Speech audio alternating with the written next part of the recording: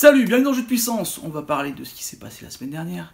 Et on va revenir bien sûr sur l'actu chaude, celle du transfert de Taylor Hall chez les Coyotes de l'Arizona par les New Jersey Devils dans un échange où d'un côté on dit que c'est les New Jersey Devils qui sont gagnants grâce au choix de repêchage qu'ils ont récupéré. D'autre côté on dit que c'est les Coyotes qui sont gagnants parce qu'ils ont Taylor Hall et qui pourront aller chercher les playoffs et même aller un peu plus loin dans les playoffs que ce qu'on pensait avec un tel joueur. Au final, à mon avis, c'est un échange assez équilibré pour les deux équipes, sachant que Taylor Hall, à la fin de la saison, est libre et il pourra choisir l'équipe qu'il veut pour aller jouer avec un beau contrat très élevé à mon avis. Dans tous les cas, c'est déjà très positif pour les Coyotes de l'Arizona qui ont gagné hier 3-2 contre les Sharks de San Jose et c'est Taylor Hall qui a fait la passe décisive pour le but vainqueur dans ce match.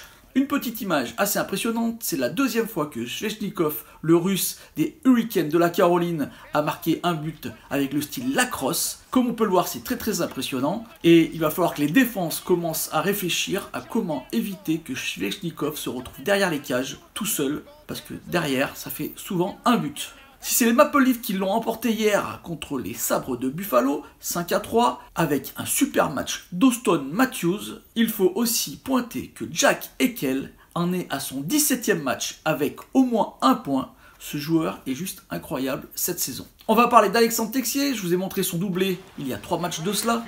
Et ben, il a continué à très bien jouer comme son équipe, 3 victoires de suite, et il a fait 2 assistances lors des 2 matchs qui ont suivi. Alexandre Texier, qui est très en forme en ce moment. Et on passe tout de suite au classement, en commençant par la métropolitaine, où Washington reste toujours largement en tête de ce classement, suivi après par un groupe où c'est très serré. Les Islanders, la Caroline et Pittsburgh se tiennent vraiment à 2 points, avec 3 victoires pour Pittsburgh lors des derniers matchs. Il faut dire que leur gardien, Tristan Jarry, qui remplace un Murray en difficulté, fait du très bon boulot. A noter que cette nuit, Pittsburgh a gagné contre les Flames 4-1 avec Malkin qui a marqué son 400e but dans la NHL. Derrière, il y a Philadelphie avec 41 points. Et après, 3 équipes qui vont avoir du mal à remonter pour aller se qualifier. Je pense bien sûr aux Rangers, aux Blue Jackets de Columbus, malgré un Texier en forme, et aux Devils du New Jersey, où là c'est un peu catastrophique. On passe à l'Atlantique, où Boston, malgré une baisse de régime, reste largement en tête avec 49 points. Et après, c'est très serré. On a 1, 2, 3, 4, 5 équipes à 2 points. Buffalo continue à se trouver en tête de ce peloton, avec Montréal qui a encore gagné cette nuit, Toronto qui a gagné contre Buffalo cette nuit, le Lightning qui s'est imposé lui aussi, et la Floride qui a un peu plus de mal. Ottawa est loin derrière, à 31 points. Et Détroit, c'est toujours la moins bonne équipe de la NHL. Dans la centrale, c'est Saint-Louis qui a repris la tête de cette division avec 3 victoires d'affilée, 48 points, suivi par l'Avalanche qui a une fiche assez exceptionnelle lors des 10 derniers matchs, 8 victoires et seulement 2 défaites. Après, c'est très serré là aussi, Winnipeg et Dallas avec le même nombre de points, 42, Nashville et Minnesota avec le même nombre de points, 37, et Chicago en perdition, 32. A noter que dans cette division, il y a Minnesota, et certains statisticiens donnent cette équipe comme la 3e favorite pour gagner la Coupe Stanley. Ça, je vous l'aurais dit là, maintenant.